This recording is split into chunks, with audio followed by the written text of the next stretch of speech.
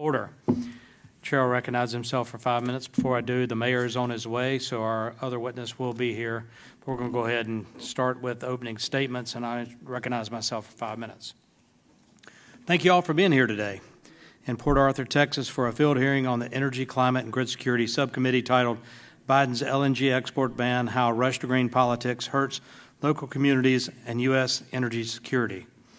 Today we'll hear from witnesses in the communities that support the United States liquefied natural gas, or LNG, industry. The U.S. is blessed with tremendous natural resources and an entrepreneurial spirit required to harness these resources and propel the United States to global energy dominance. America is the #1 producer and exporter of liquefied natural gas in the world. We also reduce emissions more than any other nation, both here at home and abroad. We have communities like the one here in Port Arthur to thank for this success. LNG exports strengthen energy security, decrease energy prices here at home, support and create U.S. jobs, and help to lower emissions globally. U.S. LNG exports could support up to 452,000 additional American jobs and add up to $73 billion to the United States economy by 2040. They can also create billions of dollars of revenue for the federal, state, and local governments. Despite the many benefits of LNG exports, President Biden has ignored both reality and science to heed the calls of his radical environmental base. As we all are well aware, in January of this year, President Biden issued an indefinite ban on the issuance of LNG export permits to non-free trade agreement countries, while it conducts a review to consider the climate impacts of natural gas. The administration indicated no endpoint or a timeline to its decision, which it announced via a press conference and press release. This rash decision by the Biden administration will have nationwide impacts, as it will be detrimental to jobs and to economic development in communities like this one that support the U.S. LNG industry. It threatens good-paying American jobs across the entire economy, from gas production to manufacturing and even those in restaurant and hospitality jobs. The states most impacted are already feeling the pain due to the uncertainty this announcement has created. This uncertainty will chill investment, discourage planned investment in natural gas production, and have lasting impacts on thriving energy industry here in Texas. It is clear this decision is politically driven and reflective of an administration that continues to put the priorities of the environmentalists over the interest of the American people.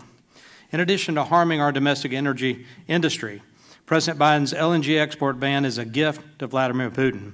Global demand for gas is expected to increase 46% by 2050, and our European and Asian allies who want to do business with the United States will look to Qatar, Russia, Iran, and other adversaries of the United States to meet their growing energy needs. The Biden administration and many House Democrats claim to support Ukraine, yet they promote an LNG export ban which bolsters Putin's stranglehold over Ukraine. Republicans in the House of Representatives recognize the urgency of reversing this ban. We recently passed H.R. 7176, the Unlocking Our Domestic LNG Potential Act. This would reverse Biden administration's export ban and would remove all Department of Energy restrictions on the import and export of natural gas.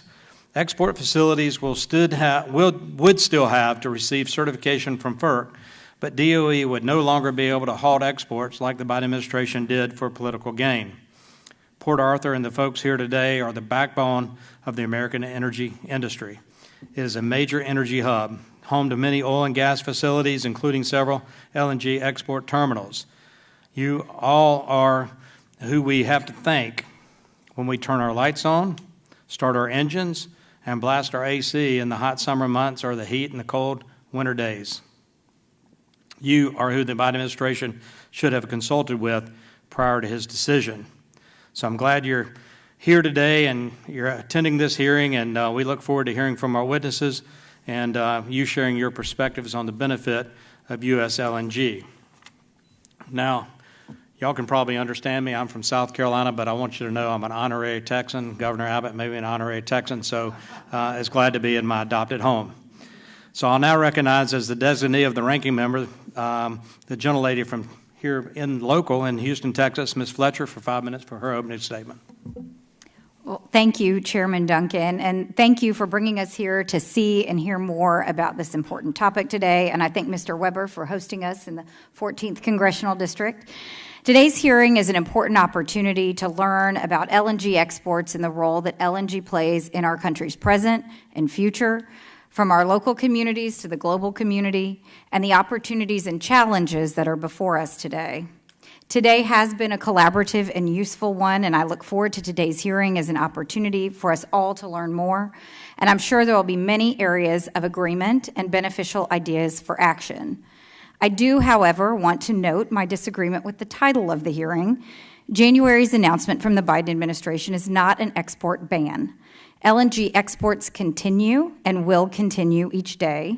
The administration announced a temporary pause on the approval of export permits at the Department of Energy while it reviews and updates its public interest determination process. Facilities with existing permits will continue to operate and fill orders. That includes facilities that are under construction and several that have not even begun construction. Proposed projects, which go through a multi-step process, will continue to advance through FERC for the siting, construction, and operation of facilities. And it is with that in mind that I think today's hearing can and should be instructive.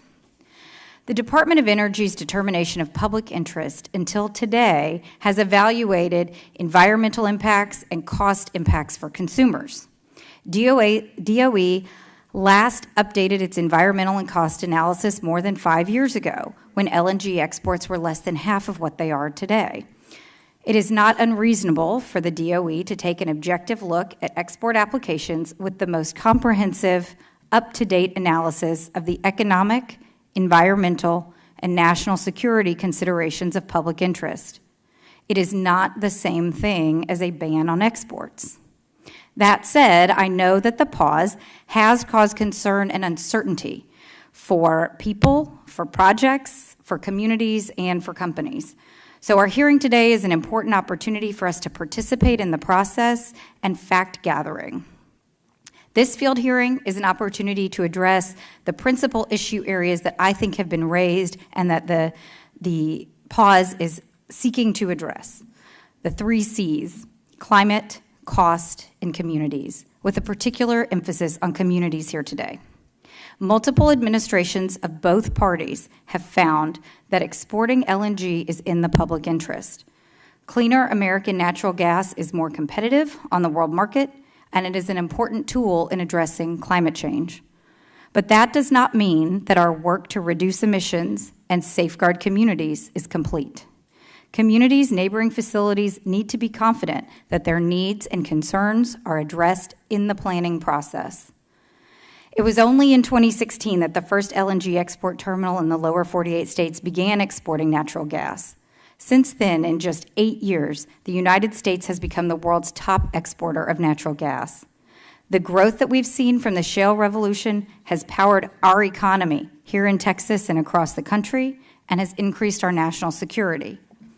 Today, under the Biden administration, the United States is producing more crude oil than any other country at any point in history. 3 months ago, U.S. natural gas production reached an all-time high. Record energy growth has continued under this administration. LNG exports help create a future marked by affordable, accessible, reliable, and sustainable energy that promotes global stability. By involving stakeholders and hearing about the challenges and opportunities for improvement, we can address concerns and move into our energy future with confidence together. I look forward to hearing from our witnesses today and working with our partners in the federal government to develop sound energy policy that takes into account what we are learning today and engages stakeholders throughout the process. Thank you, and I yield back. Gentleman yields back. It's now my pleasure to recognize the gentleman from here in Houston, Texas area, your congressman, and he's the designee of the full committee chair, Chair Rogers. Mr. Weber, for 5 minutes for opening statement. Well, thank you, Mr. Chairman. And I'll just ask, it's great to be back in Southeast Texas. So if y'all don't mind me a point of personal privilege, we appreciate the subcommittee chair, Jeff, for coming up here and holding this hearing. Would y'all give him a hand, please, Jeff Duncan? You bet. And we appreciate Ms. Fletcher coming from what she calls the energy corridor of Houston, but she's got the bean counters and the buildings and the executives. We've got the people down here in Southeast Texas, Rennie, making it happen right here, salt of the earth. So thank y'all for what y'all do. And thank you, Chairman Duncan, and the whole Energy and Commerce staff, by the way, and my team, quite frankly. And by the way, I've got Janet Brown here. Y'all give her a hand. I've got Blake Hopper. Give him a hand. Arthur, give him a hand. There's Jared. And I saw Dodie. Where are you, Dodie Armstrong? Right. Give her a hand. So we work for y'all. We never forget that. And listen, if y'all ever have a problem, you can call the cell phone, and I'll give it to you. It's Dodie's. So no. I'm just kidding.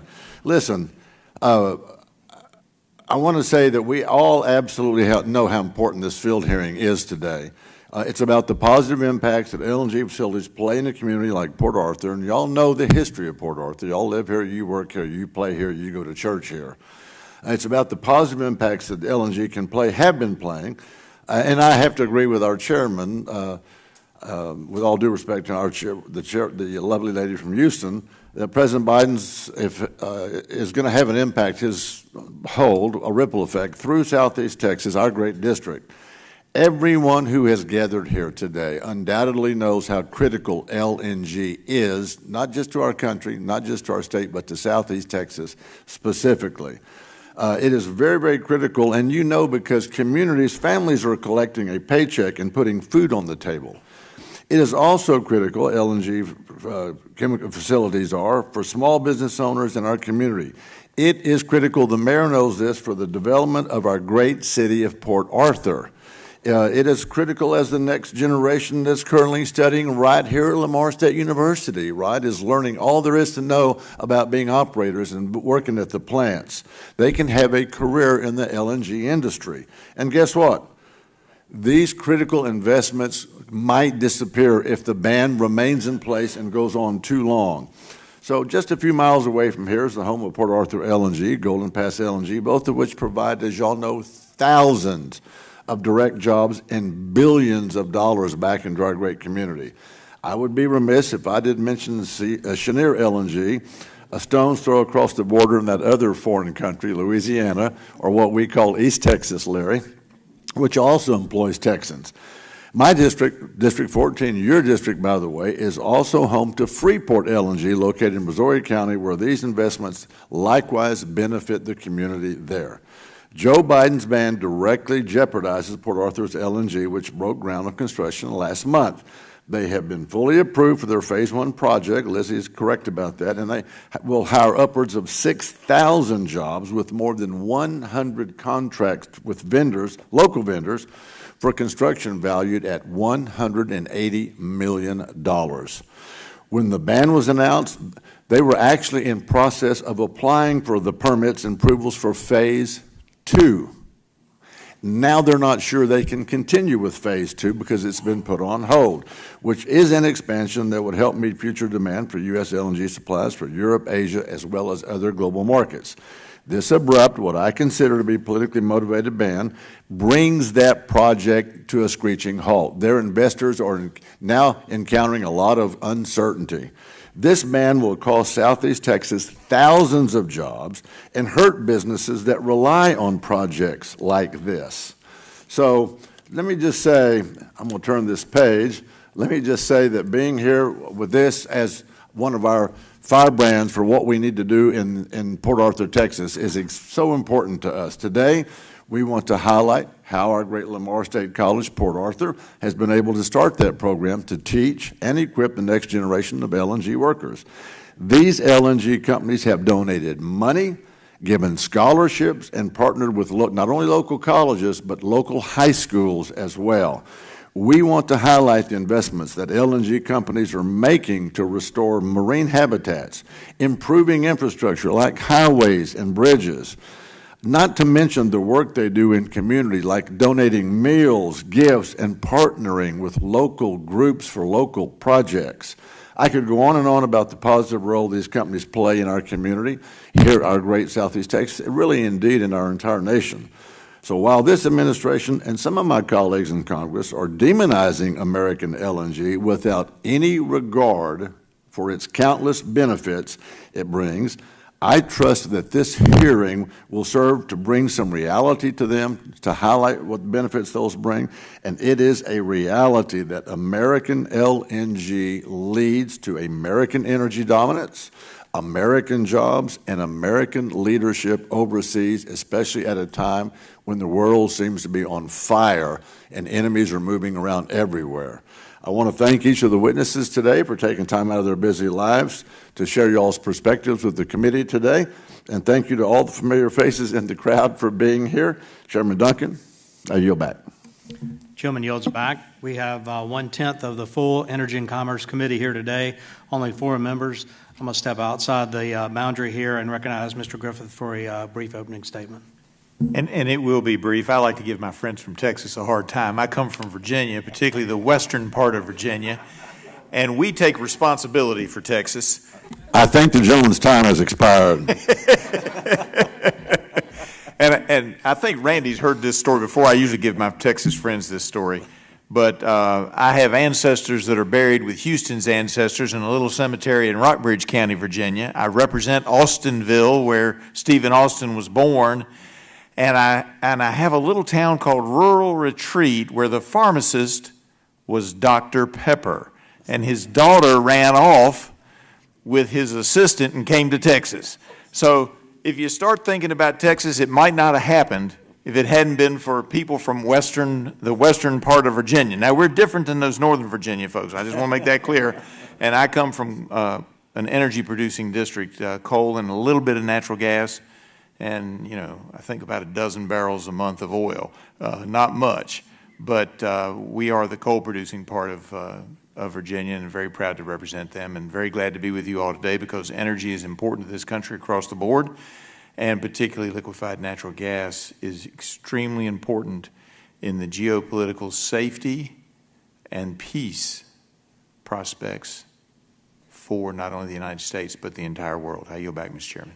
Mr. Chairman, point of personal privilege, please. I yield. I just want to say we had another great one of our employees come in. Christine Thickman, raise your hand there. So y'all give her a hand, would you? Thank you for all of Congressman Weber and Fletcher's staff that serve the district so well. If we're going to get into Texas, William Barrett Travis was from my district, and I drew a line in the sand. So God bless Texas. May God bless the United States. I guess I should have mentioned Crocketville then. That concludes the members' opening statements. The chair would like to remind members pursuant to committee rules, all members' opening statements will be made part of the record. So ordered. Okay. I want to thank all of our witnesses for being here. We came to hear from you, and appreciate you testifying. Our witnesses today are Mr. Thurman Bill Bartie, the mayor of the city of Port Arthur, Dr. Betty Reynard, president of Lamar State College, Port Arthur, Mr. John Beard, Jr., founder and CEO of Port Arthur Community Action Network, and Mr. Larry Kelly, port director and CEO for the Port of Port Arthur. So per committee custom, each witness will be given 5 minutes for an opening statement, followed by a round of questions from the members of Congress. The light on the timer in front of you, it'll go green when we recognize you, go to yellow when you're starting to run out of time. It goes to red, your time's up, and I'll just ask you to wrap up. We can kind of stay on time here.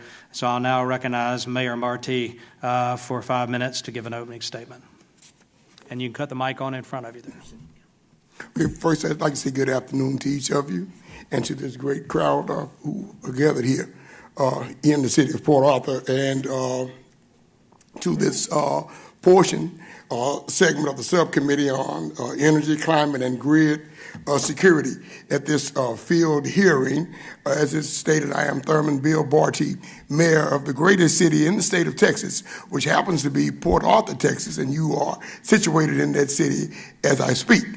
Now, to the Honorable Chair and to the members of this committee, I begin this dialogue with a commendable thank you for allowing indulgence from the municipal government, which has jurisdiction where this affected facility is situated. Now, I in no way am here to bash or discredit the Biden-Harris administration on its position on the matter of permitting. However, I do appeal to the said administration to reconsider and subsequently abandon its present course of discontinuance or disallowing the permitting process to go forward. The city of Port Arthur is home to several petrochemical facilities, and we proudly embrace the fact of having the largest of such facilities in North America, and here we even say in the entire world.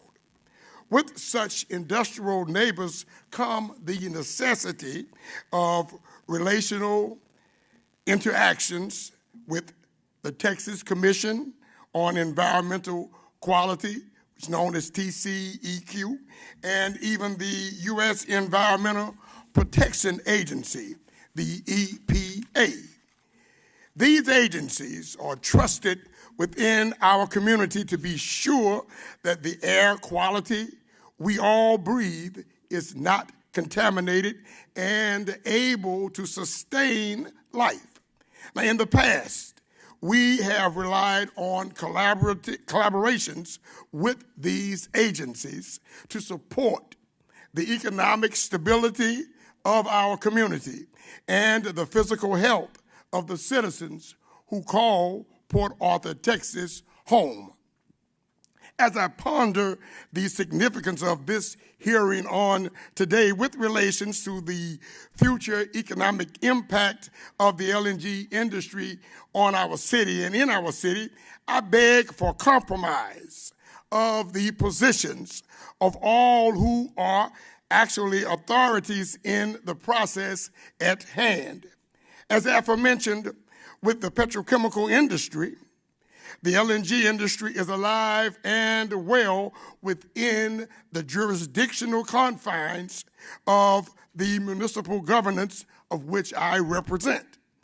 The rush to green concept, as it is being applied to this said LNG supplier, will have a negative impact on the economic growth and stability of the city of Port Arthur. The jobs Port Arthurans have during this construction phase will be compromised negatively if the permitting is continued to be disallowed. The economic impact of businesses supplying materials and goods during this operation will harm families' abilities to continue with specific qualities of life. The negative impact will then spread to the region and ill affect thousands of workers and their families. Committee, I implore you to seek an amicable resolve to the present positions by agencies which have authority to bring about the compromise needed to continue the economic growth for our fair city and provide a living, sustaining, environmentally friendly coexistence of the industrial neighbors with the residents of the city of Port Arthur, Texas. Jobs and the creation of opportunities for families to thrive is the lifeblood of any community. Port Arthur, like any other community, has an obligation to offer to its citizens. This opportunity is made with real supporting opportunities by these entities, and bring about possibility for a better quality of life. Every citizen of Port Arthur does not want the LNG to be non-existent. However, if my time up, I'll get 2 more seconds. Non-existent, however, we want this facility to comply with federal and state authorities on emissions and regulated occurrences at the facility. Doing so, the possibilities of economic stability for the citizens increase. So let us be the community who stands for environmental wellness and economic stability and growth. And now I yield. Gentleman's time expired. I gave you a little lenience there because you are an elected official as well and you speak for a constituency. Thanks for your words. Dr. Reynard, you're recognized for 5 minutes. Thank you, and welcome to Port Arthur. My goal today is to paint a picture of Lamar State College, Port Arthur, and acknowledge the impact of the pause on LNG exports on the college. Lamar State College, Port Arthur is situated in one of the most urban and economically disadvantaged communities in Texas. The per capita income is $24,065, and 27.6% of Port Arthur residents live below the poverty level. The educational attainment of residents also falls far behind national trends. Only 11.4% of residents, for example, have a bachelor's degree or higher, while the national average is 34.3%. Time and again, we have seen that one of the solutions to lift individuals out of poverty is through education. The college offers associate and certificate programs, and considering the industry in the area, it is no surprise that several of the largest educational programs are related to the manufacturing industry. The campus has a diverse ethnic student population and is classified as a Hispanic-serving institution. The unduplicated student headcount for the fall 23 semester was close to 4,000 students. Because of its open door policy and the composition of the region, LSCPA enrolls large numbers of educationally and economically disadvantaged students. Student profiles include descriptions such as socioeconomically disadvantaged, academically underprepared, first-generation student, and member of an at-risk ethnic group. The campus also has concerns that too many of our students experience homelessness, food insecurity, and general economic challenges. I frequently describe those challenges by reminding the public that LSCPA students are one flat tire away from dropping out or stopping out of college. Support for LSCPA students is therefore absolutely vital for their success. Over time, Port Arthur has become a premier location for LNG industries due to its strategic location along the Gulf Coast. The impact of the LNG industry cannot be understated. The construction and expansion of the LNG industry contribute to the local and national economy by creating new jobs and generating revenue through employment opportunities, tax revenues, and investments in infrastructure. The LNG industries also routinely support Lamar State College, Port Arthur. Each LNG plant, for example, funds scholarships. Cheniere LNG and Port Arthur LNG recently donated funds to support an EDA grant application by the college. Today, the LNG plants in Port Arthur are under construction, so they do not at this time have interns. However, LSCPA does have interns at some of the petrochemical plants in Port Arthur. Manufacturing interns on average earn about $16 per hour. It's therefore not unrealistic to suggest that future LNG internships would result in full-time positions that pay anywhere from $64,000 to $109,000.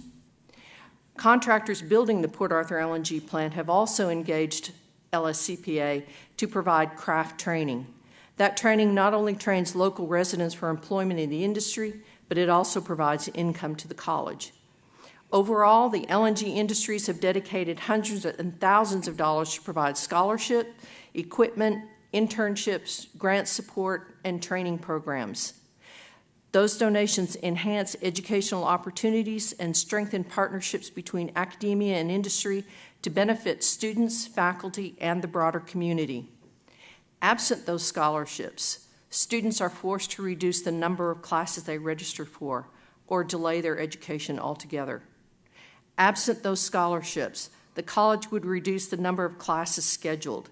If continued, programs may close due to low enrollment. Absent training equipment, students would not experience or learn about the real-world worksite provided by equipment. The quality of training and the subsequent workforce would decline. Absent LNG plants that are operational, internships and apprenticeship opportunities for students would surely disappear. Generally speaking, the impacts of reduced industry support would contribute to the low educational attainment and existing poverty in Port Arthur. It is my hope that the information I have provided will help make an informed decision regarding the pause of the LNG exports. Again, I want to thank you for organizing this field hearing, and I'd be happy to answer any easy questions. Thank you, Dr. Reynard. Mr. Beard, you're recognized for 5 minutes.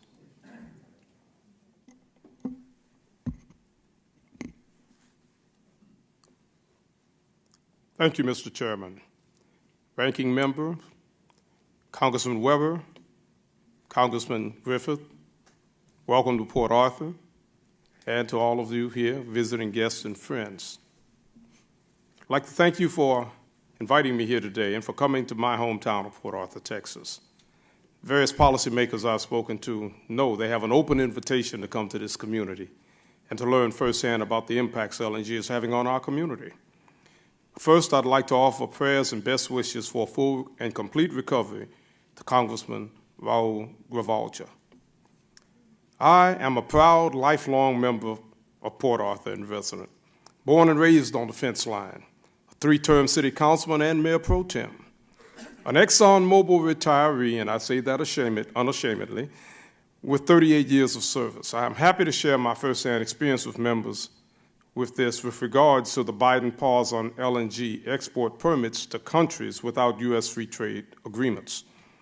That is more accurately what this hearing should be titled, because President Biden did not propose a ban on LNG as the hearing suggests.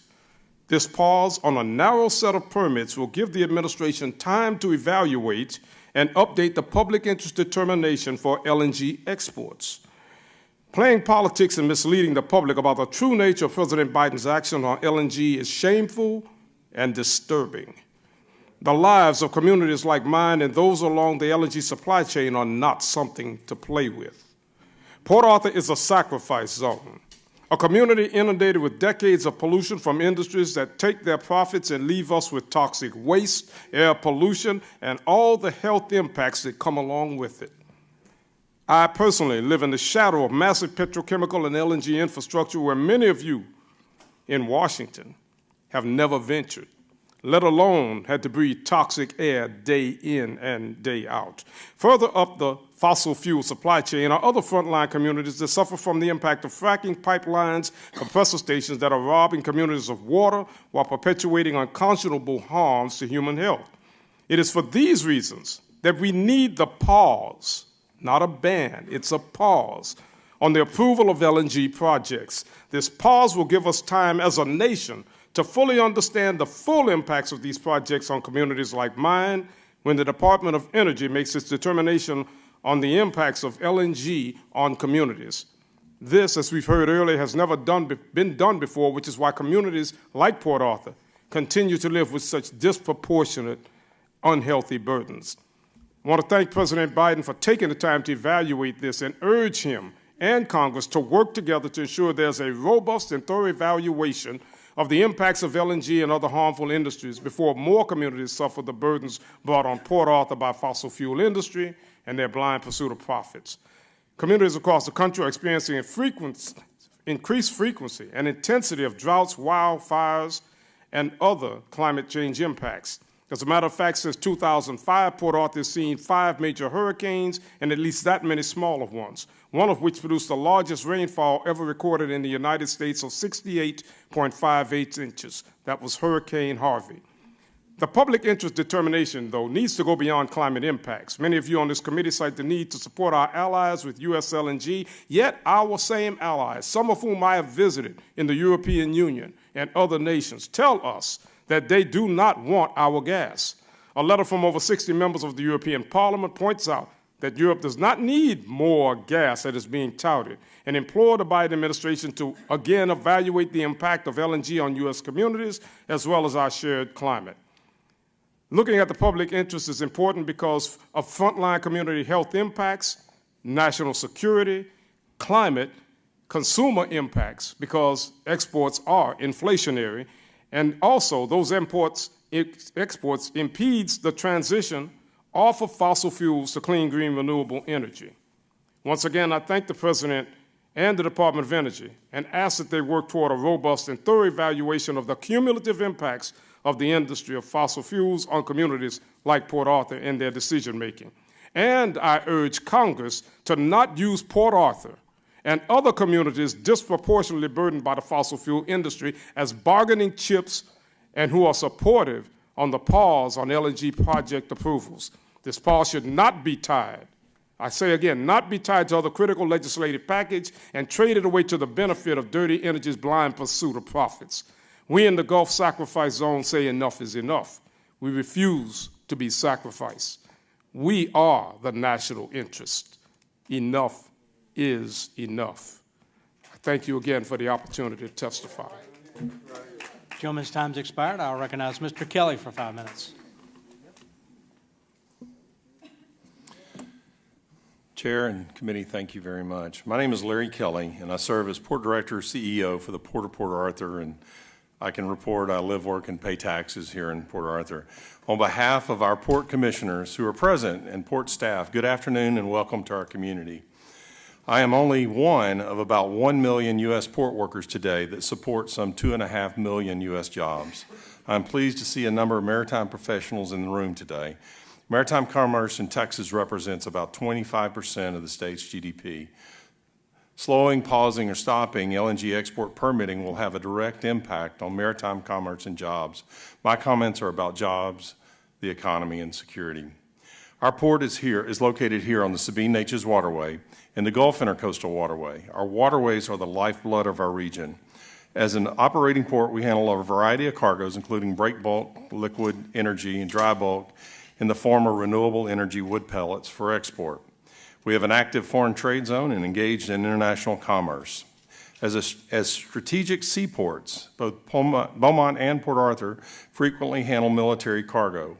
We both move a sizable volume of project cargo. The project cargo movements are specialized capability supporting industrial development like the LNG facilities in Texas and Louisiana, as well as all other forms of energy infrastructure development.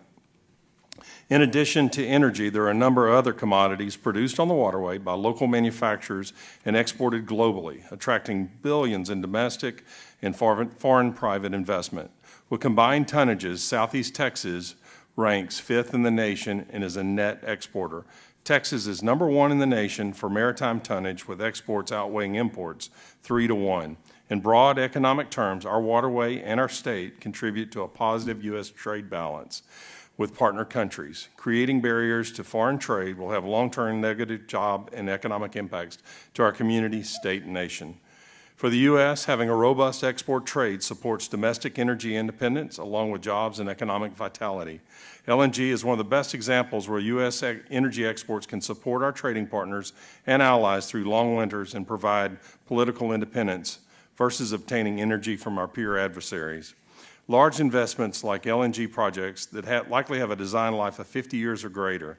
In all practicality, the infrastructure will exist much longer, providing generational opportunities for local employment. If 100 years seems like a long time, looking around our area where 3 or 4 large job producers have 120 plus years of local history providing energy to the nation and the world. These producers are the local tax base, ultimately supporting schools, roads, clean water, and our local economy. A history that has supported 5 generations of my family. Our region is a complex web of interrelated inputs and outputs for production of energy and products used in our everyday lives. The processes continue to evolve, improve, and innovate, essentially reinventing itself time and time over again. Diversification, innovation, and additional forms of energy are important. LNG is just one part of the story. Stopping or slowing the export effort is like cutting off an arm or a leg of a larger body. One innovation begets another, exampled by Texas leading the way as the largest producer of wind and solar energy. Locally, we are home to a world-scale carbon sequestration efforts and lead the way in renewable future fuel development involving hydrogen, ammonia, geothermal, and biofuel at scale. With several projects under construction, those innovations can only occur because of our existing and continuously evolving energy infrastructure. Our community does face some significant challenges related to employment. Local LNG projects like those impacted by this policy choice will cause 10,000 construction jobs and decades of economic activity for our community. The point is, every job matters in our community, whether it's at the port, a rail yard, pipeline, local industry, or a hospital. A work stoppage will cost jobs and at minimum expose the project approvals to inflated construction costs as well as add risk to the financial decision-making process. In closing, it is about the jobs, it is about the economy, and it's about our security. I ask for your favorable consideration. I'm pleased to answer any questions, and respectfully, I appreciate the opportunity to speak with you today. Thank you. Thank you, Mr. Kelly. I want to thank all of you for your testimony. We'll now move into the question and answer portion of the hearing, and let me remind everyone, this is an official congressional hearing. So unlike a town hall, we'll only have questions from members of Congress today, and I'll now recognize myself to start off that period. I'd first off like to address something that the ranking member said. There has been an increase in oil and gas production in the United States, but it has zero to do with the policies of the Biden administration, which started on day one in a war on American energy production by canceling lease sales in this body of water just offshore called the Gulf of Mexico and other federal lands. He stopped the Keystone Pipeline. I can't point to a single policy initiative from this administration that has helped increase oil and gas production in this country. Oil and gas production increase in this country is the result of past administrations, plural. So this may not be a ban, but I can tell you that this LNG export pause will have detrimental impact on future investment. These projects like the project we visited today don't spring out of the ground overnight. They require planning and investment and permitting and years of construction processes and create tremendous jobs. And Mayor, every ship that I see, every tug that I see going up that channel there means economic activity, providing jobs. And every one I've seen is energy related. So, Mayor Bartie, you stated in your testimony that the policy of the Biden administration's Rush to Green agenda will have a negative impact on your community. The latest move by the Biden administration is clearly part of a broader campaign to undercut American energy production. Will you expand on the types of jobs that are created by U.S. LNG and how they impact your community? Well, presently, the LNG that has been ill-affected with the permitting process, the jobs are construction-type jobs that are there as far as I've been apprised. And these jobs, now, in Port Arthur, I know we don't have every citizen with the proper skill level for each craft that's needed out there, but there are some Port Arthurans who have the skill level, and there are some Port Arthurans who are actually working in the facility now. Now, for future jobs, once completion of the facility has actually gone into force, we would have permanent jobs that hopefully citizens in Port Arthur would qualify for those jobs as well. So the economic impact from a facility such as the one that's in particular right now would be a positive economic shot in the arm, so to speak, for the city of Port Arthur. Now, the other LNGs that are there operating now, there are jobs there, and some craft jobs, operator-type jobs, engineering-type jobs, mechanical jobs, welders, carpenters, and even other type of laborers. Those jobs in those facilities are actually jobs that Port Arthurans have. Now, we don't have, and I don't have at my disposal, an actual factor as far as the data on the number of individuals who are employed there. But I'll stop you right there and move on. My time's going to expire. 500 jobs out at Sabine Pass by Cheniere, 500 Zachary contract jobs. That's 1,000 employees. That's 3 shifts, 12-hour shifts. That's a lot of employment. And that's just one facility. And it's not counting all the other facilities. Future construction jobs for building out facilities. When I think about energy, I think about 4 key words: production, delivery, utilization, and export. Produce the American resources here that we are blessed with. Transmit or deliver those resources through pipelines to facilities like this, but also to utilities that can provide the power that we take for granted in this country, or the refineries that we saw on the energy corridor to refine that product into useful components that make our lives better, and then export to help our friends and allies around the globe lower their carbon emissions and meet their energy needs, especially at critical times when we're facing uncertainty like Ukraine. Let me ask you this. Are you concerned that the uncertainty created by this LNG export ban, an overall campaign against oil and gas, threatens these jobs and economic development opportunities in this community? Yes, it probably would, because then it would ill affect the ability of that producer of those type goods to be shipped or exported to customers and prospective customers that they actually have on board now. There are some contractual agreements for the future of these facilities and how they will export this product to those other countries. Those future contracts are in jeopardy if these new permits are paused by this administration, as they have been. My time's expired. I'll now recognize the ranking member, the gentlelady from Texas, Ms. Fletcher, for 5 minutes. Thank you so much, Chairman Duncan. And I want to thank all of our witnesses today for your testimony. I found it very helpful to hear from you and, of course, to read your full testimony that you submitted before the hearing. And I really think, as I mentioned in my opening statement, that this pause gives us an important opportunity to think about community engagement. And that's something where I think there really have been demonstrated opportunities for improvement, both in assessing the pause, and certainly that's our purpose here today. And so, Mr. Beard, I was hoping that you could talk to us a little bit about how the existing LNG facilities that are currently operating in Port Arthur and those that are in the construction process have engaged with concerned community members prior to and during the construction and operations, and then maybe if you could share with us your thoughts on how folks involved in those entities could do a better job of engaging constructively with members of the community to understand the concerns and the issues and try to find that common ground that you were mentioning. Thank you, Ranking Member. First of all, I think all of those companies do try their best as far as they know to publicly engage with the community and talk with community members. But it's more of a function of doing the usual thing, going to the Chamber of Commerce, going to other groups and organizations. But they have to do what we say is to go into the bushes, into the weeds, where people really are.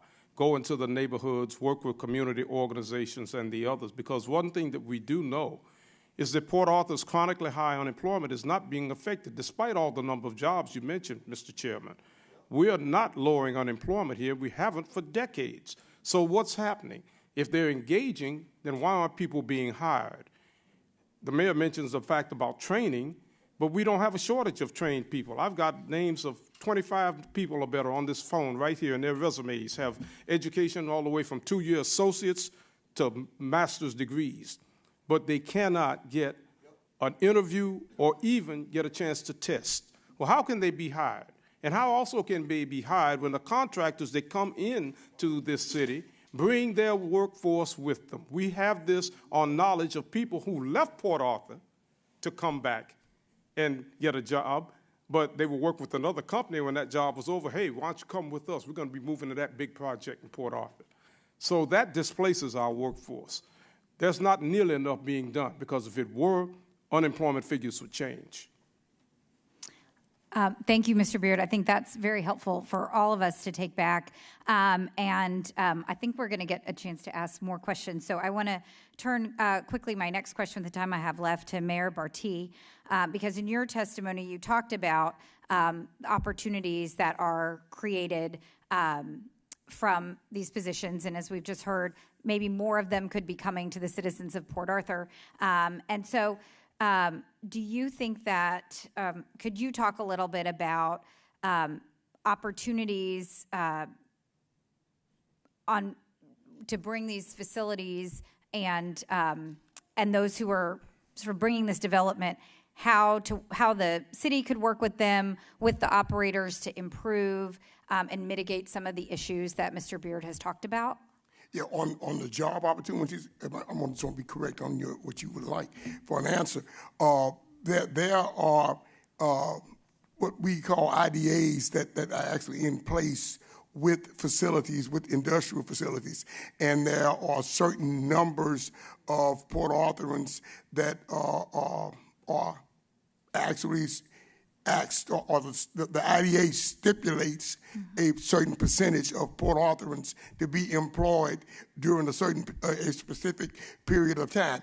If they are not according to the IDAs, then there is a penalty fee that particular industrial employer would actually pay to the city for not fulfilling that particular tenet or article in that agreement. Now, futuristically, with the LNGs, and with this one LNG in particular, whenever I came in office in 2019, they were beginning the process. The others were already there, and I visited with them, but those agreements were already in place and functioning.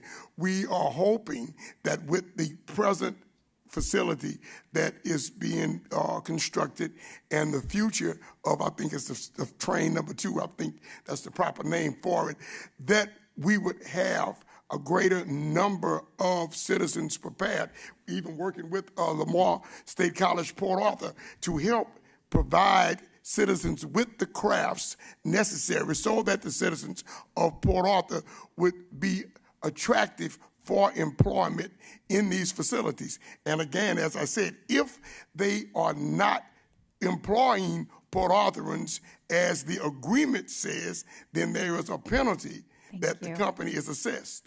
Thank you. I have exceeded my time, so Mr. Chairman, I'll yield back for this Millie round. yields back. I'll now go to Mr. Griffith from Virginia for 5 minutes. Thank you very much. Thank you, Dr. Reynard, for having us at your facility. I appreciate that.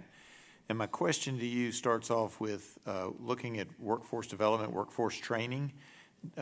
We heard Mr. Beard say that there's a lot of unemployment and that people have degrees. Do you find that they have the right degrees? Have they gotten the right degrees, and are you trying to get them educated in the areas where you anticipate the jobs are going to be tomorrow and today? So students select, of course, their own degrees and their own career path. They do receive a lot of career counseling on our campus to let them know what some of the opportunities are in this area and in terms of employment. So yes, they do receive guidance and counseling in that. We do have a fairly large educational program that services primarily the petrochemical and the LNG facilities. Right now we have about 200 majors in those areas. We also we have a fairly large non-credit training program. So we have contracted, for example, with Bechtel, who is the contractor for the Port Arthur LNG to train workforce. So we've done some CDL training for them. We're doing some craft training for them. We've also partnered, or they have also partnered with Nederland High School to start a welding program to make sure that there are opportunities for individuals that participate in those programs. And I'm going to stop you there because I don't know about this part of the country, but in my part of the country, welding jobs pay pretty good money. Is that true here too? Yes, sir. They certainly do. Yeah. Mr. Kelly, one of the things I found in the coal industry, and of course we've lost a lot of our coal in Central Appalachia, which I represented part of, the Virginia part of that. But one of the things we found is it's not just the immediate area that benefits from investment. That 2.5 hours away, you find companies that have invested because they're building machinery or equipment, or they're doing maintenance on equipment that's used in the coal mines. Is that also true at your LNG facilities? Congressman, thank you very much for the question. And we do find, and prior to working in the port, I was involved in the petrochemical industry as a contractor, a service provider too, and we certainly see spillover effects. And just like if you would follow the path of an economic impact analysis, you have the direct and the indirect, and you have the induced jobs. And we find that happens in our area. We'd certainly like to see more of that. As a port, some of my testimony, I touched on project cargo, and that implies that some of that cargo came from abroad, highly specialized, and brought in here. But we also handle project cargo going export, which means it's derived here locally. And that, too, has a spillover effect of providing for other job opportunities. Yeah, I appreciate that a lot. I mean, one of the problems that I've had is that, and one of the problems I have with the pause, and I agree that it's a pause, and people get excited and they call it a ban. They may put it in the title of a hearing and so forth, but you know, it's not a ban on already existing. But the pause itself has negative effects, as you testified to. Here's the problem I have. They told us the same thing that they're telling y'all now: is that we're going to take a pause, or we don't need this, and there will be other jobs available. And what my people have discovered, and my district, Dr. Reynard, is similar in economics. I couldn't find exact per capita numbers to match up with yours, but my household income in my district is just over $50,000. That's household income, and we're 409th out of the 435 congressional districts. So it's a economically stressed area as well. What we found is they said you can find other jobs when they got rid of our steam coal. Our met coal's doing fine, but our steam coal jobs, well, there are some other jobs, but the job at the Dollar General just doesn't pay as much as the job in the coal mine at over $100,000 a year paid. Is that the same thing you find with petrochemicals and LNG? I think if you even look back at Port Arthur's history, and I made mention of our reinvention of ourselves, we've been through periods where there was a massive loss of jobs in the facilities. They reinvented themselves, and you find that there was a movement towards the service sector jobs. And you're correct, they do not pay the same as the core employer. And the job producer that I mentioned had 120-year history. And my friend here and my father and both my grandfathers all worked for that same refinery, that they were able to provide that sustainability for the family. And that core business obviously probably pays higher wages and better benefits. Yes, sir. All right, I appreciate that. And with that, my time is up on this round, and I yield back.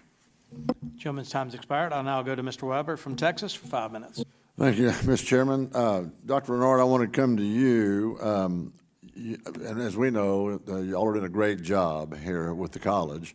And the LNG companies have worked with Lamar State College. Have there been scholarships involved? Absolutely.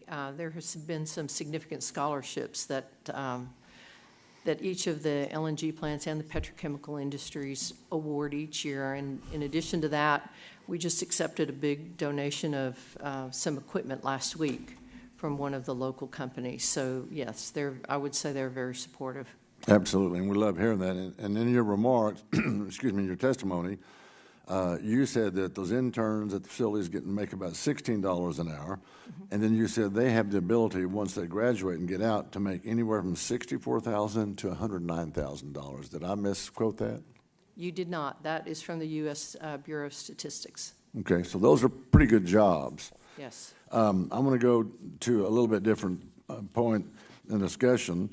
A pause, as we've been talking about it, or as the administration is calling it, has consequences. So let me go through these and see if I can get y'all's agreement. Is it true or false that a pause means no income for construction workers? Is that true? I would say that's true. If they put it on pause? Mayor? What was that again? A pause means no income for construction workers when that job is stopped. No, because it doesn't affect that. A Mr. pause. Kelly, you're saying it affect doesn't. Larry? As my testimony indicated, it provides financial risk, and delayed projects could be a dead project. Sure. And so those jobs would not be created. So let me go step two, back to the college. A pause in that instance, where phase two is stopped because of the uncertainty, they don't know if they're going to be able to, how long the pause is going to last, whether the investors are going to have their money there.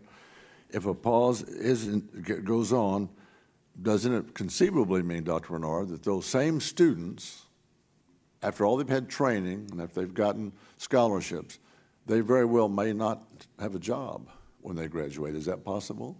That is possible. Thank you. And then I want to do this. As Mr. Kelly said, a pause means less exports from our waterways. Is that true or false? Yes, sir. That'd be true. Yeah, thank you. And then I'll go back to the mayor, same question, because we talk about money for vendors, money for contractors, money for students if they get jobs. So a pause means less revenue to the city. It would. However, now the pause that I think that's in question right now hasn't become totally effective. It's not in effect because I think the pause is for phase 2 and not.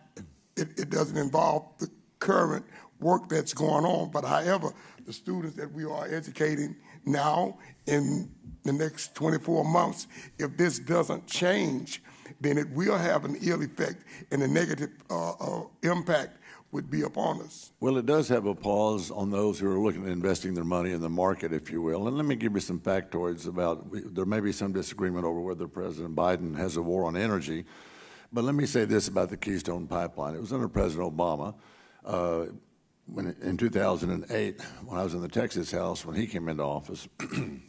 Here's some factoids about the Keystone Pipeline. And as we know, it would come right here into our area. It carries 830,000 barrels of oil a day. We care about the environment also, just like our friends across the aisle and like all of y'all do. We do care about the environment because I have, believe it or not, I've got 3 kids, 8 grandkids, and even a great-granddaughter, okay? It's true, Larry, I'm old, okay?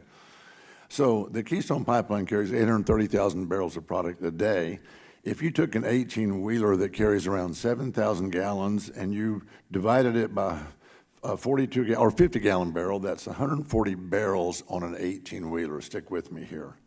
If you divided 140 barrels on an 18-wheeler, 140 barrels of oil, 7,000 gallons of oil, into 830,000 barrels a day, okay, that the pipeline would have brought down to us to continue the refining and continue the jobs and grow our availability to do just that, it would take, on a daily basis, 5,253 18-wheelers a day to move that kind of product. We care about emissions. Mr. Chairman, I yield back. Gentleman yields back. We have time. We've come all this way, and I know members want to engage in another round of questioning, so we're going to do that, and I'll recognize myself for 5 minutes. I'm from South Carolina. We're not an energy state other than nuclear power. But I've traveled down in Louisiana and Texas enough to know the impact of energy jobs and energy companies on the local community. Give an example. I traveled from Lafayette down to Port Fourchon in Louisiana. 4-lane highway, business after business after business after business after business after business after business after business after business on both sides of the highway support what happens offshore. Those are good paying jobs. The impact of those companies, those businesses, and their employees on the local community, joining the YMCA and the Chamber of Commerce and going to local churches and tithing and eating at local restaurants and tipping the waitresses. Economic impact of energy jobs and energy sector is huge on a community. And I know you know that, Mayor Bartie. But I want to direct my line of questioning to Dr. Reynard. We know that U.S. LNG creates good paying jobs that lift communities and individuals out of poverty and betters their quality of life. I just mentioned some of the things where it supports the community. I'm a big supporter of technical colleges. I'm a big supporter of small community college and large four-year universities. You mentioned that students at Lamar State College generally are socioeconomically disadvantaged, academically underprepared, first-generation students, or members of an at-risk ethnic group. How critical is the role of LNG and energy industry in general and the college in creating opportunities for those economically disadvantaged at Port Arthur? It's a 4-letter word, jobs. That is the goal of a good number of our students that enroll at Lamar State College, Port Arthur. Many of them have a specific goal in mind in terms of what they want to do and, in fact, who they want to work for. And with the increase in LNG facilities in the region, and specifically with the Port Arthur LNG facility under construction, they are interested in working in those facilities. And so for our community and for our students that we serve, having those jobs available so that students can graduate and go to work and support their families and the community at large is critical. It's very important. Thank you for the work that you do there to prepare the young minds for the jobs that should be available and will be available in the future if we have our way. Mr. Kelly, we have the Port of Charleston, and we deepen that port 45 feet, hope to go to 50 for the big container ships. What are the prospects of growth for the Port of Arthur?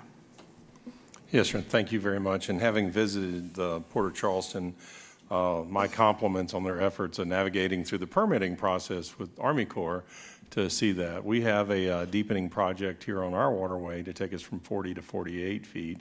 And thanks to local leadership of supporting this, we're in year 22 or 23, that was for impact. We're in year 22 or 23 of that project, and they've started the deepening process, and it should take a few more years to get there. So obviously that huge benefit to the movement of tonnage on our waterway. That's certainly growth. The port itself, we're under a $250 million capital expansion plan adding to it. We do handle liquid products. We have, as I mentioned in the testimony, dry bulk and break bulk, and we handle a lot of other products other than just energy. So I think our future is bright on there.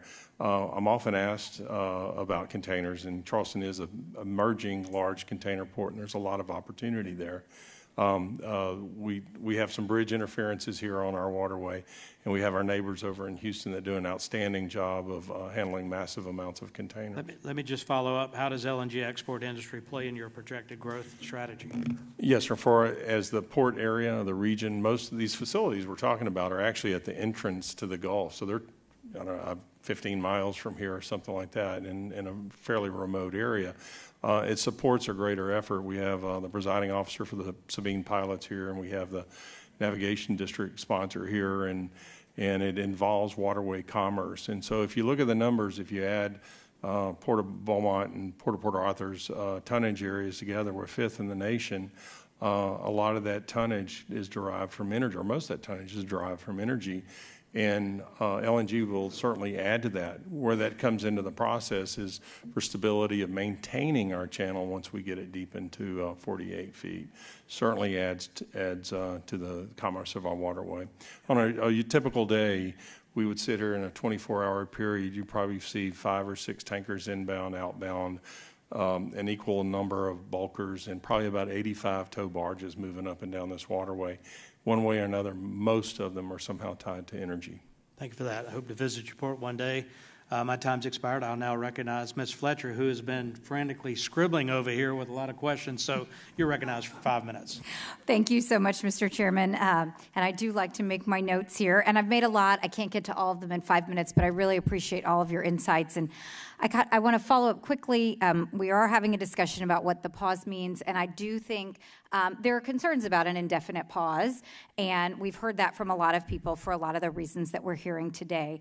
But I want to make sure that everyone knows that just a couple of weeks ago, Secretary Granholm was in Houston for Sarah Week, and she talked about the pause, and she said that by this time next year, it should be in the rearview mirror. So I think it's important for us to take the opportunity that we have with this pause to solve some real and demonstrated concerns that people have raised, and that we think about how we can move forward together. And so, Mr. Beard, I want to come back to you. In your written testimony, you mentioned several issues beyond just employment numbers, but health impacts and other concerns and impacts that people in the community have experienced, where perhaps a community benefits agreement or some other kind of community engagement could potentially be useful. And I think those are the kinds of things we should be talking about now with the pause of how do we engage communities, and what are the kinds of things that we can do to address and alleviate the concerns that you've raised in this process. And so if you could talk a little bit about those issues and how maybe the community members and elected officials and others can work together in these projects and in this process to help address some of those concerns, I think that would be helpful for all of us. Well, the first thing, going back to what was said earlier about, I think it might have been the chair, mentioned traveling through Louisiana and seeing all of those facilities and seeing the effect of that. But I wonder, did he take a moment to stop in those communities and ask about the health effects of those people there that live in Mossville and that live in other communities that are near there that are suffering from the pollution of industries that are already there? They're inland 50 miles. There are no LNGs there. So they're not affected by LNG, but they're affected by the pollution coming from Sasol and some of the larger facilities that have been built there.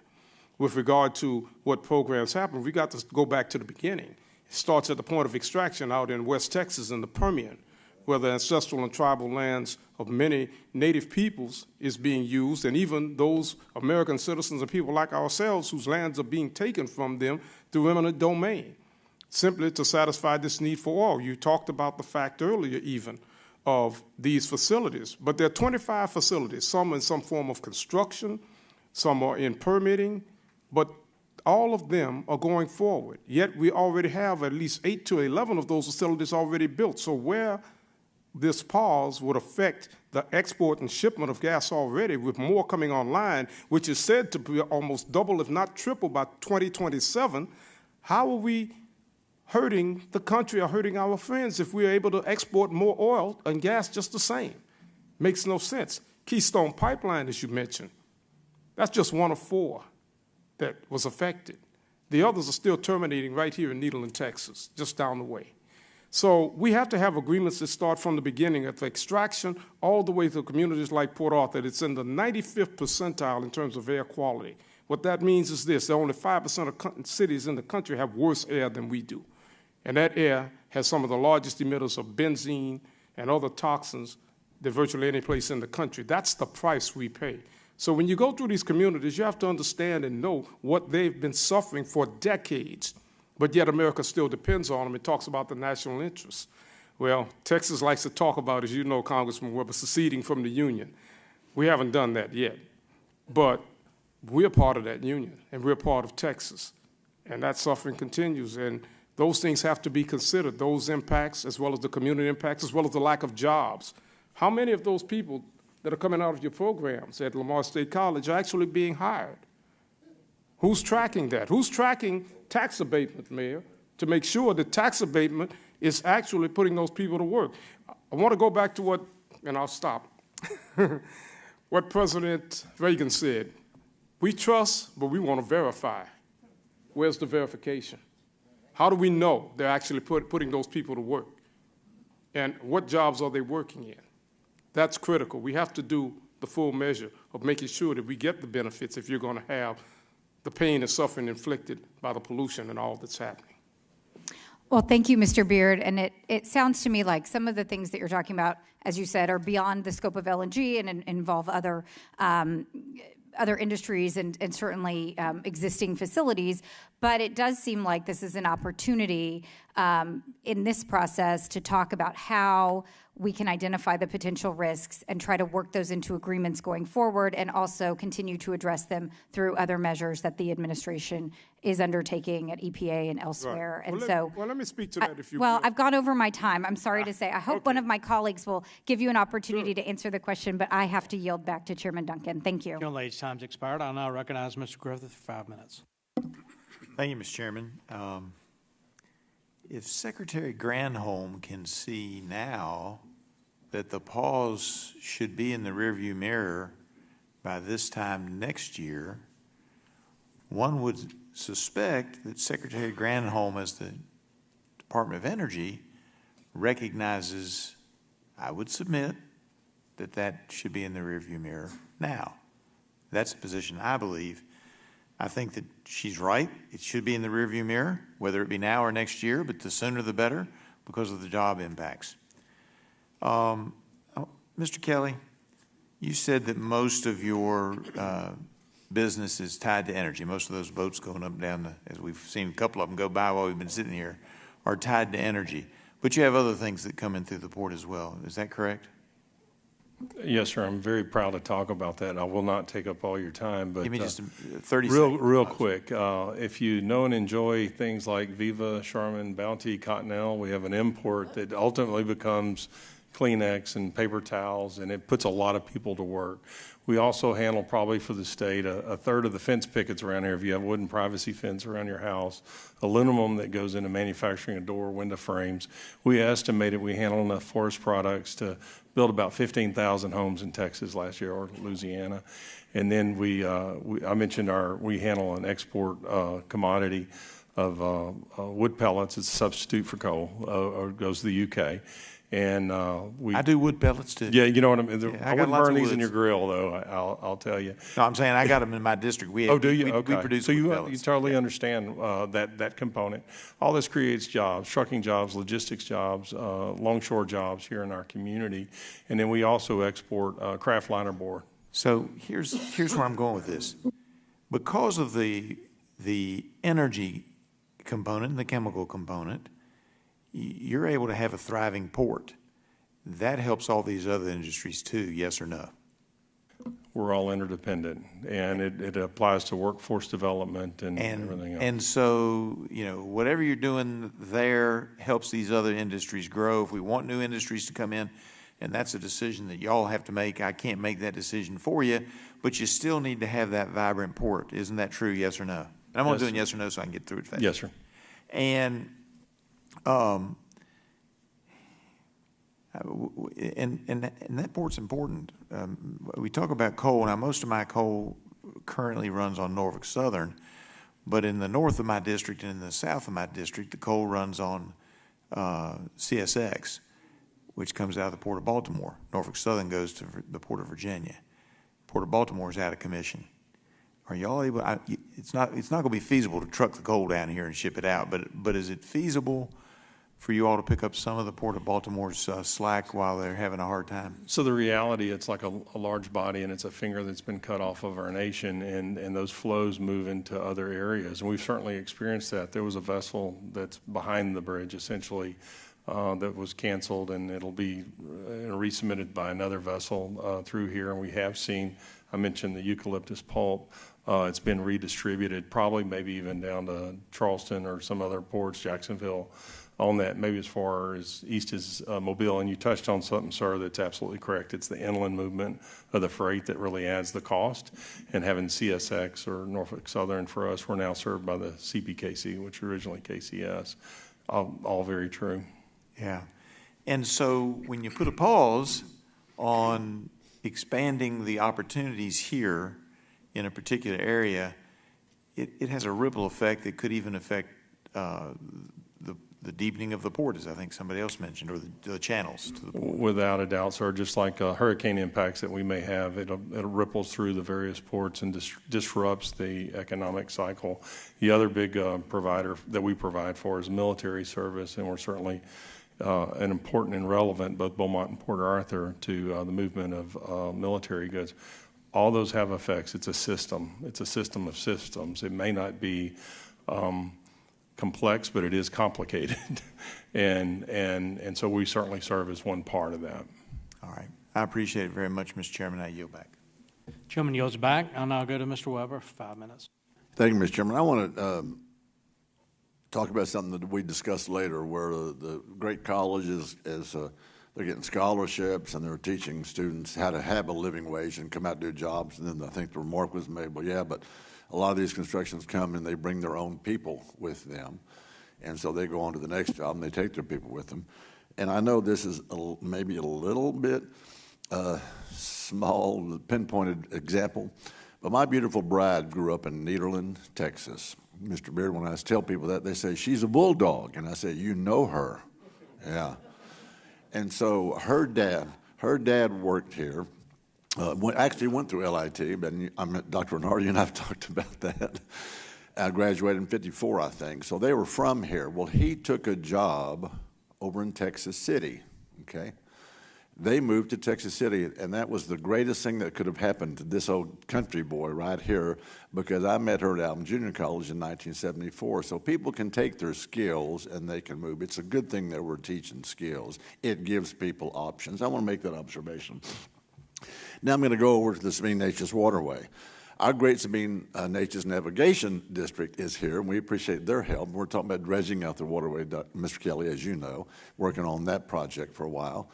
And so what y'all need to know is all of the funds and the money that has been provided from industry here and that has gone into this Southeast Texas, they actually, Sabine Neches Navigation District has been able to up their local sponsor amount. Normally, the federal government is looking to clean out waterways and stuff. And by the way, Sabine Neches Waterway is the second largest waterway in the Gulf of Mexico, second only to the Mississippi River. And so Ms. Kelly's right. We move more military personnel and equipment out than any other country any other port in the country, for that matter. But what has happened here is that they've increased their local share sponsorship to 40% to encourage the federal government to go ahead and dredge out Sabine Neches Waterway. So we're working on that, and it's important, very, very important, because of all of the commerce it does. And so any pause in the commerce, and even though you think about, well, Secretary Granholm said that, this time next year, the pause will be over. I guess she's pushing that theory. We don't know that for a fact. But here's the fact. The pause will cause some consternation on industries and people who are looking for jobs and doing things. That's just a fact. People like certainty.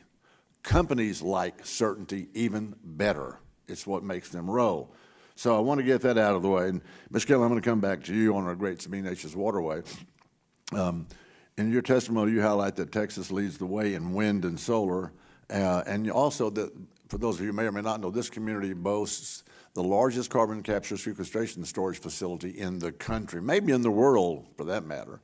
And I'll give President Obama credit because under his leadership, that was one of the projects that was done under the ARRA, American Reinvestment Recovery Act. In 2010, I think they opened up. I'm going way back now. So this is not necessarily about dinging administrations because I think we all work together. Now, all that to say that we move out a lot of, I think, wind projects, windmills. Talk to us, Ms. Kelly, if you will, about exactly what kind of other cargo y'all move out. Yes, sir, and I'll tell you, I'll broaden a little bit about the Texas Gulf Coast because everybody brings a little something different to the table, and you've heard, sir, that if you've been to one port, you've seen one port, and so we all do a little bit different. But some along the Gulf Coast, I know Galveston and Freeport and Corpus and Brownsville all handle a lot of wind energy components. Most of those are brought in from overseas, and Texas, as I mentioned earlier, is the leader in energy production by wind. Most of that's all up in the Panhandle. And if you've made that long drive to Lubbock or somewhere like that, you have an hour to stare at them. As you may feel like you're not going very fast. That's where a lot of those components are going. They're also going up into Colorado, Kansas, and then there's another segment up towards Iowa and even Wisconsin and parts of Illinois where wind energy components move through. And that's the project component where we handle a lot of heavy, big, wide things that help make the industry go. They'll handle project components for things like wind energy construction. Well, thank you, and I want to simply say that I appreciate all of y'all being here, and this is the great Southeast Texas.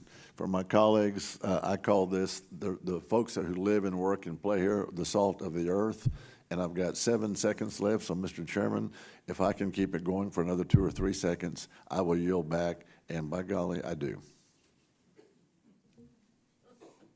Thank you, gentlemen. Gentlemen's time's expired. Let's take the opportunity to thank all of our witnesses for being here today. Members may have additional written questions for you, and I'll remind members they have 10 business days to submit additional questions for the record. I ask that witnesses do their best to submit responses within 10 business days upon receipt of the questions. I ask unanimous consent to insert in the record the documents included on the staff hearing documents list. Without objection, that'll be the order. And without objection, this committee will stand adjourned.